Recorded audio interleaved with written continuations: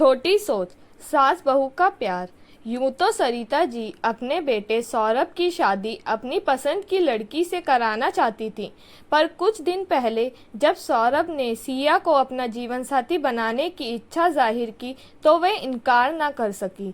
सिया को सरिता जी पहले से ही जानती थी।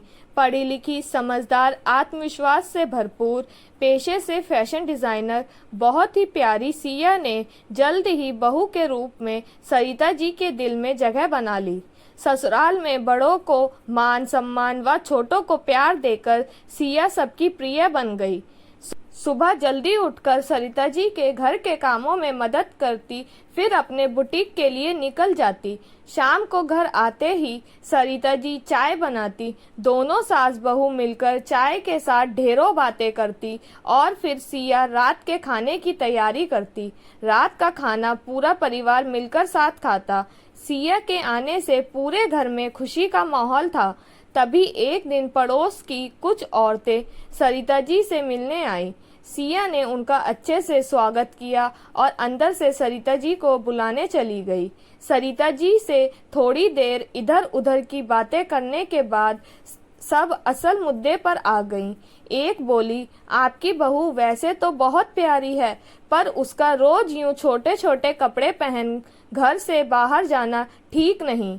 इससे हमारी आसपास की बहू बेटियों पर बुरा असर पड़ेगा।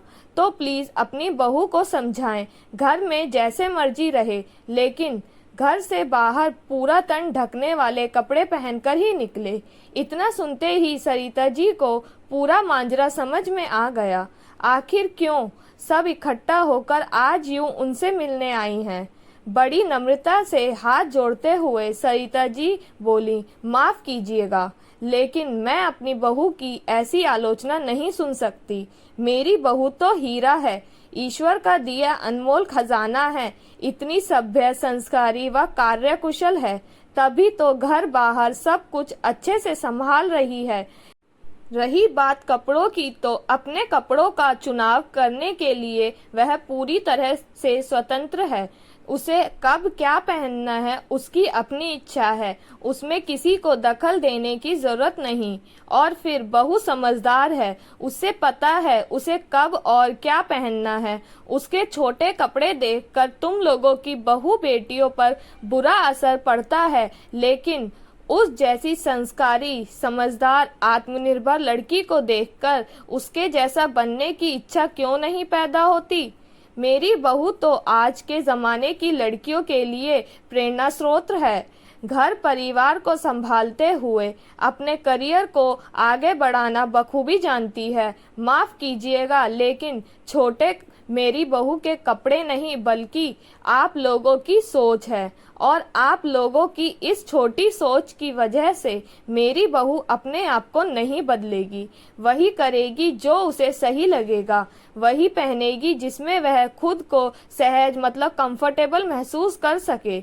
आप हमारे घर आई, बहुत स्वागत है आप सबका, लेकिन फिर कभी यूं अपनी छोटी सोच का परिचय देने मत आइएगा।